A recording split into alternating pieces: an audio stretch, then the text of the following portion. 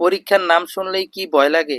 বই খুলে বসেন ঠিকই, কিন্তু টেনশন, দুশ্চিন্তা আর অমনোযোগের কারণে কিছুই মনে থাকে না।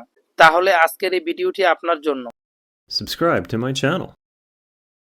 পরীক্ষার ভয় আসলে খুব স্বাভাবিক, কারণ আমরা সবাই ভালো করতে চাই, কিন্তু অতিরিক্ত ভয় আমাদের আত্মবিশ্বাস কমিয়ে দেয় এবং পড়াশোনার মনোযোগ নষ্ট করে।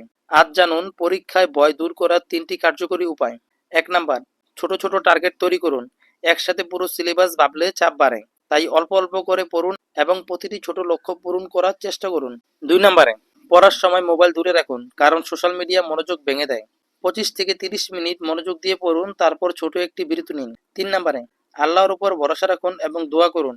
ইসলামে চেষ্টা ও তাওয়াক্কুল দুটোকেই গুরুত্ব দেওয়া হয়েছে। আপনি পরিশ্রম করুন, ফল আল্লাহর উপর ছেড়ে দিন। বৈজ্ঞানিকভাবেও দেখা গেছে ইতিবাচক চিন্তা ও নিয়মিত রিভিশন আত্মবিশ্বাসও বাড়ায় এবং পরীক্ষার ভয় কমাতে সাহায্য করে।